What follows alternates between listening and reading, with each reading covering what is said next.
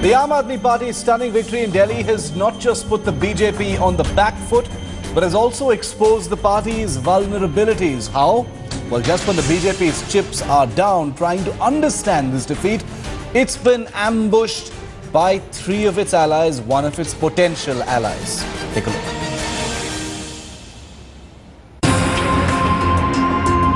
As if the upsweep in Delhi wasn't embarrassing enough for the BJP, the party is being ambushed by its very own allies. The political equivalent of kicking a guy when he's down. From its oldest ally, the Shiv Sena, to the prospective new one, the PDP.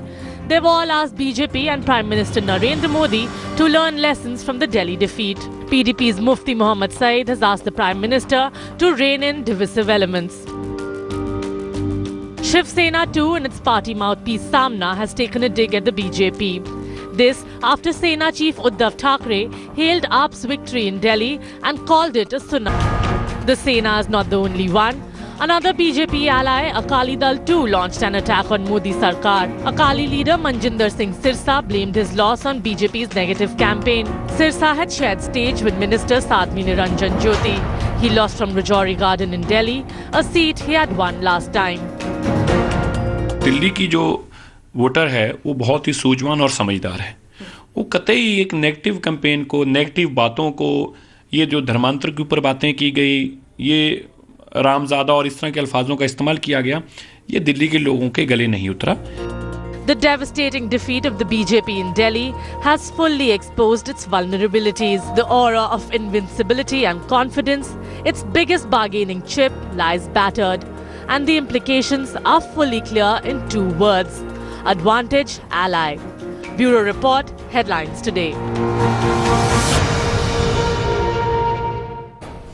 And the man who actually spoke out of the Shiromani Akali Dal, MS Sirsa, is with us on the phone line. Mr. Sirsa, you have very good reason to be extremely upset, and you've put the blame entirely on the negative campaign of the BJP or members of the BJP for your loss in Delhi.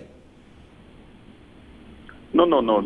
It cannot be taken in this way. First of all, I take myself as a blame because I've been a candidate and I was a sitting MLA. I think there is something which I'm not able to perform in my tenure. You're taking back your words, sir. You're taking back your words. Yes. But the second foremost reason is that people of Delhi are totally against this kind of negative campaign, which has been done in last few days, and especially at the time of when the elections was very close. So that is one of the reasons that people of Delhi, they are much more intelligent, they are sensitive too, and they believe that this kind of things won't go along the Delhi voter right. Mr. Sirsa, when you were standing on that stage with Sadhvi Niranjan Jyoti, did you have the same thoughts then that this was a bad idea, what was happening was wrong? I've told Sadhvi also, the moment she came down to the stage, I told her that this, if you see my face, you can vouch on this and see my face. I was laughing before. The moment she this phrase she said, and I was totally shocked and stunned on seeing this. What happened on this? But did you try and distance yourself from those comments? Yes. Very next day there was in the newspaper, Indian Express also covered it, and Tribune also covered this. That's what my statement, that I totally condemn this kind of statement. We do not believe in this kind of statements, and you cannot go along with it. We are elected persons and we are a responsible person. How can a person like me could say that this is the right? Do you think, Mr. Sirsa, I mean, given that the BJP won just 3 seats in this entire campaign, if I expand on your experience, I know yours is a limited experience from Rajouri Garden, but if we expand it to the rest of Delhi, does it apply there as well? Negative campaigning, communal flavor of some of the language, personal attacks, diversionary tactics. Do you think that was responsible for the BJP's performance? This is one of the reasons. I said this is one of the reasons, and I stay by that this is one of the reasons. And because Mr. Sirsa, there's a lot of speculation now about what you're saying. You're a respected senior leader. You won your Delhi seat in the 2013 elections, which is why there is a reason for you to be extremely upset about the way things have happened for you in this particular election. But people would like to know, sir, Mr. Sirsa, if this has any implications for BJP Shiromani Akali Dal relations. Not at all, not at all. We always stood by BJP, and we firmly stand by BJP. But this is my view, and I have all right to express my views also. Do you feel betrayed, sir? Okay, MS Sirsa says that he still stands by his view, but he's also partially taking the blame for what actually happened. Dr. Ejaz Ilmi of the BJP, spokesperson and national member, is with us here in the studio. Ejaz, welcome to the show. The question we're asking today is, you've got Uddhav Thackeray, who's piped up, talked about how the tsunami has, decimated the wave, and that Modi, Narendra Modi should answer for this or take responsibility for this. You've got Mufti Mohammad Saeed, potential ally. Your party and his party are likely to be forming a government in Jammu and Kashmir soon. Him saying that the party should learn lessons, the BJP should learn lessons, respect India's diversity. You've got the Shiromani Akali Dal, this particular individual who's also, touched upon that, and asked him a direct question right in front of you now, and he says, yes, that is also one of the reasons. This is an ambush from three sides, from allies. No, Ejaz. I don't think it's an ambush. I take it as some of it is friendly advice. Some of it is by nature. Some forces are, when you're down and out. Tsunami destroying a wave is not friendly advice. The fact is, look at the mandate. It's more than in real terms. This decimation of all political parties is more than a tsunami. Yeah. I would say so. Sure. So one has to accept the mandate. The voters of Delhi had decided to get Mr. Arvind Kejriwal as the Chief Minister of Delhi, and that's why we have a mandate across the board, all sections of society, across castes, across religions. Yeah. People voted overwhelmingly. When you get 54%, there is no excuses of caste, color, or religion. Secondly, my friend Mr. Sirsa is absolutely correct. We have a very strong alliance with the Akali Dal. It shall remain so. And what he is saying has been discussed, and a lot of spokespersons who have come on your show, I've come on your show and said certain objectionable, unwarranted, obnoxious statements, especially made by people like Sadhvi ji, and also especially Shakshi Maharaj, have not left a good taste in people's mouth. In fact, there's a sense of revulsion when people understand that this is not the agenda, this is not why. But do you think, I want to ask you this question before I go to the other panelists, Ejaz. Do you think that allies, Uddhav Thackeray, yes, there was a period of acrimony where he said many, things which the BJP considered to be offensive, even though the BJP didn't react at that time. But now, ever since the patch-up, he stayed away from saying anything. Now it looks like the allies have found the opportunity to attack the BJP and specifically attack the Prime Minister. If they've been waiting for this moment to get a little bit of that bargaining power, because they feel lesser, like the lesser partners which they are. As an ally, they do interact with the top leadership, but it's a law of nature. When you're down and out, and how you will get these brickbats. And coming from, you expect your political opponents to actually stick their knives in. But your partners, also allies, will give you a shove. And one has to understand that it's a law of nature, it's a reality, the political reality. The discourse obviously can be better, and you can hold back your punches, but I guess with such a mandate, people thought it's the right opportunity. The interesting thing is that, Uddhav Thackeray, you would always expect, a barb like this from tsunami, crashing the wave. You could almost script what Uddhav Thackeray is going to say when an event like this actually happens. Yes. Even some of the others, including Mr. Sirsa, expected lines, and he's absolutely right. He wasn't making that up. He did clarify, saying that he did not agree with what Sadhvi and so did we. On which channel we delinked ourselves. Correct. That this is not part of the stated policy of the BJP. But the reason it's relevant now is because he's blaming the law squarely on that and extrapolating it to some of the other things that were said. But I want to bring in Gohar Gilani, who's joining us live. He's a senior journalist in Srinagar. He's with us. Gohar, the interesting thing is you've got the existing allies. Ejaz says they're not ambushes. It's friendly advice. But you've got Uddhav Thackeray, you've got the Shiromani Akali Dal saying stuff. The most interesting thing is Mufti Mohammad Saeed saying, respect, you must respect, the country's diversity and things like that. This is a potential ally who is obviously in sort of, power negotiations with the BJP in terms of government formation, seeing his opportunity, to kick what was, considered to be a possible, tough cookie of a partner when his chips are down.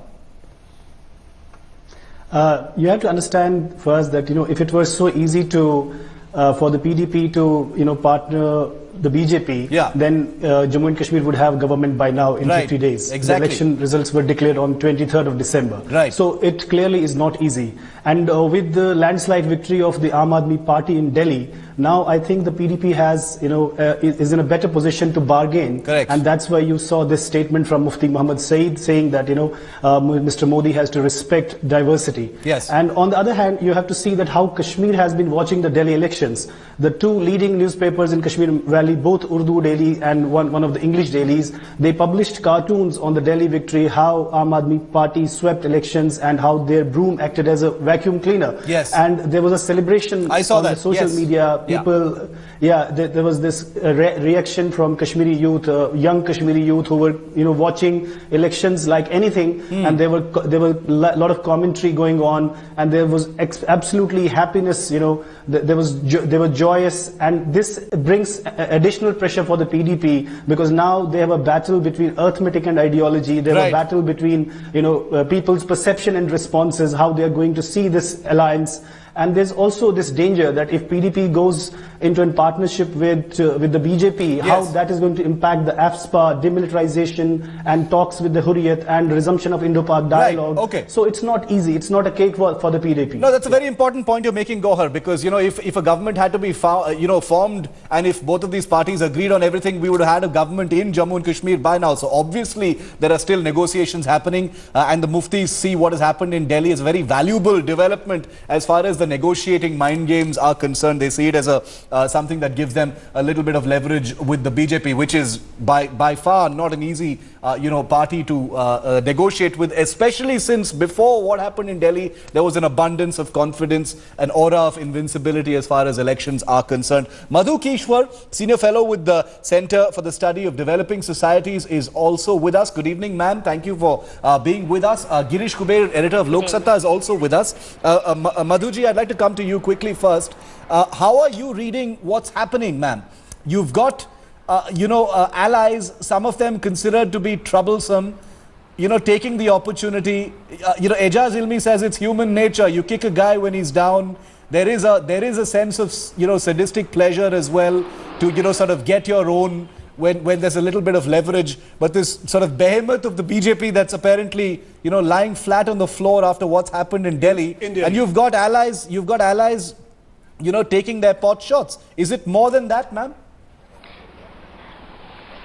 No, it's inevitable that such a humiliating defeat, it's not any ordinary defeat for Yes. BJP. They've been wiped out clean. It's as bad as the predicament of the Congress party. So their negotiating skills and powers will be now tested sorely Yes. vis-a-vis allies, because the BJP is not seen as invincible. And if Johnny's come lately like up could give them such a stunning blow, then obviously the allies are going to now demand a larger pound of flesh. They're not going to be as supine as they were likely to be earlier, because they felt they had no choice.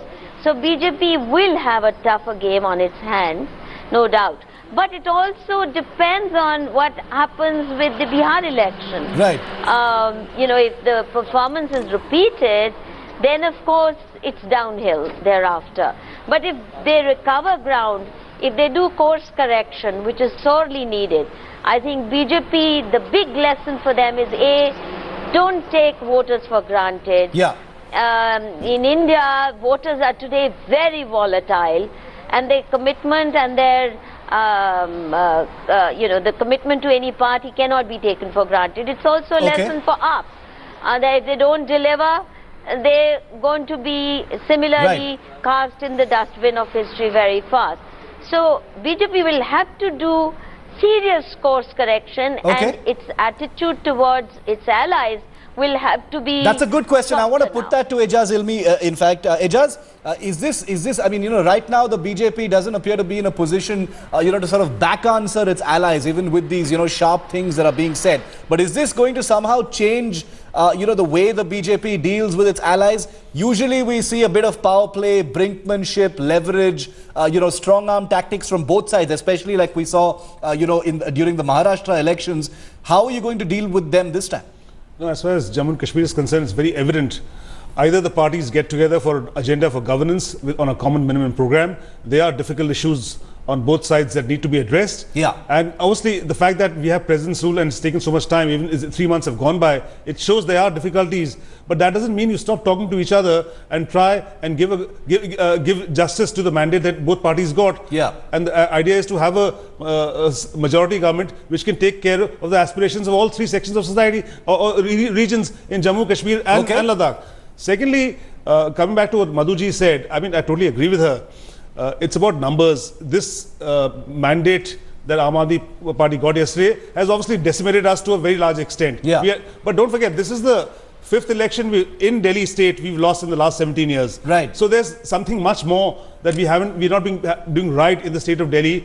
And definitely I could tell you 5-6 reasons, but there must be many more reasons. Only an honest introspection by the party. We have a top-down approach and a bottoms-up approach of getting together and actually looking into the reasons. Let's pull yes, you will get an honest introspection with a valid course correction, because the mandate is for growth and development, and you can't shy away from that reality. Let's try and understand one of these examples, because it came out just a couple of hours after the election results became frozen. Mr. Girish Kuber, how are you reading Uddhav Thackeray's comments, sir? Tsunami has destroyed the wave. The Prime Minister Narendra Modi is answerable, for what happened in this particular election. Why has he felt the need to, say this at this point? They are allies in Maharashtra, sir. Yeah, well, relationship between Sena and the BJP, the best it can be described as nothing short of being acrimonious. Yes. So Sena is actually waiting for a right opportunity to strike at the BJP. So far they never had.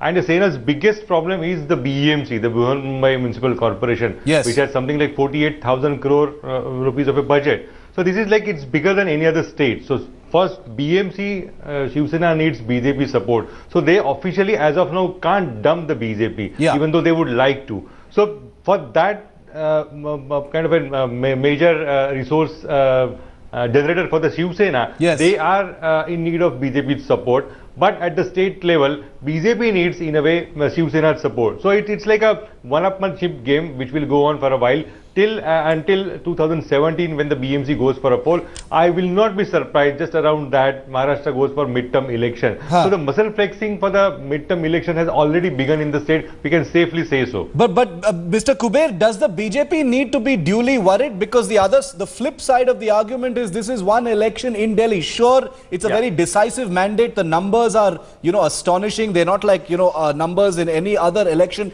But do you think the BJP needs to be unduly worried? Or does it really need to sit down and figure out how it can handle its allies now? Because its vulnerabilities have been exposed. No, they will have to.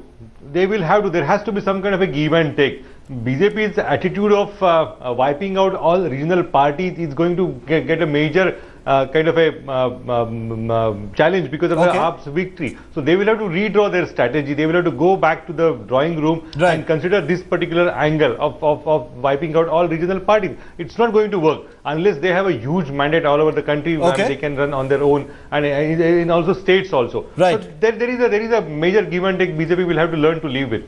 Madhuji, we've seen how the Congress has demonstrated a sort of chronic inability to actually identify, acknowledge, and actually accept what the real problem is. Debacle after debacle electorally over the last 2 to 3 years for the Congress, they still haven't been able to actually identify what, or even just simply accept what the real problem is. Do you think the BJP will be capable of that? And the reason I'm asking, it's not a loaded question, man. The reason I'm asking is because in this particular election, the BJP, justifiably so, they bet the farm. You had Narendra Modi, you had Amit Shah, you had 120 MPs, you had 19 union ministers, you had countless, countless workers who were thrown at this election. So, will there be an honest, frank assessment of what went wrong now? Because so many reputations are at stake. They have absolutely no choice but to do serious course correction. In fact, every single thing they did for the Delhi election was wrong. Firstly, they didn't learn from the experience of the 2013 December election. They gave Harshvardhan at that time just 3 weeks. and yet he gave a credible performance. This time they paratrooped Kiran Bedi and gave her 19 days. Secondly, they don't understand that AAP has been at this game for last 4.5 years. Yeah. Whereas their own workers were either complacent or angry with the party. The biggest challenge for the BJP is the disenchantment of its own rank and file. They think the party is not delivering. They think the party has become too high and mighty. The leaders have become arrogant and inaccessible. And that charge is actually very serious, far more serious than any other external challenge they face. Because if your own cadre is disenchanted, there's no way you can woo other voters. The hardcore voter is disenchanted. Even though they may have, many of them out of habit may have voted for BJP, they are very disappointed. And so the course correction is seriously needed. So secondly, if you have Rajya Sabha material, decide your election strategy. In this case, a large part of the blame will also go to Arun Jaitley, who's never won a single election his entire life, and yet was given charge of this very crucial election. They're just not up to it. And the writing was on the wall. Their ministers, cabinet ministers, were drawing an audience of 200 people in various constituencies. Some of the meetings had to be cancelled because nobody came to listen to ministers. The thing they needed to do was first and foremost, on the very first day after May 14 victory, to mobilize their municipal councillors, to tell them in no uncertain terms that they have to put their act together, because the backlash against BJP is in large part also due to the fact that their municipal councillors' performance is very shoddy. They had to pull them up. They had to activize them. Instead of activizing Delhi leaders, they demobilized them further, they deactivized them, and they paratrooped all kinds of people from outside. Well, the BJP now... Even campaigners. Absolutely. Well, the BJP... See, absolutely. A Maharashtra minister cannot win votes in Delhi. The specific points you make are very good points, Ms. Kishwar. The simple fact is, Ejaz Ilmi here on behalf of the BJP says he has no argument with the fact that a full and honest introspection is necessary, and I imagine, Ejaz, that process has already, of course, begun. And the BJP being the BJP, there are very strong political minds there who've already begun to arrive and dissect what the problem really is. I want to leave the last word with you, Ejaz, on this. As you get into what's going to be one of the BJP's most difficult autopsies, electoral autopsies. Is there an assurance within the party, given the lofty reputations of so many people, at stake, people who've sort of put themselves out there during this election, that everything will be completely honest? Perhaps there will be changes, as Meenakshi Lekhi today at an event that I moderated said, changes will be there, heads will roll. That's the kind of disaster this has been, Ejaz. More than changes and heads rolling, if the party will do an honest introspection, and a lot of valid suggestions, very valid things have been said. But what I'd like to tell Madhuji, the writing on the wall was very, very clear that the people of Delhi, in a large majority, as the vote percentage of Aam Aadmi Party shows, wanted Mr. Kejriwal as Chief Minister. Yes, we amplified our own decimation by a lot of various reasons which the party has to actually go into and collate the figures, talk to people across the board, your workers, and come to an honest introspection. We really like to hear details of, the media, the public, who've entrusted a lot of faith in the BJP during the last election, wouldn't mind at all a running commentary of this autopsy. That's difficult. We as journalists will continue to report on what those changes are and what the dissection looks like. Girish Kuber, Ejaz Ilmi, Madhu Kishwar, Gohar Gilani, thank you very much for joining us on the To The Point debate this evening. That's it. That's all we have time for on this.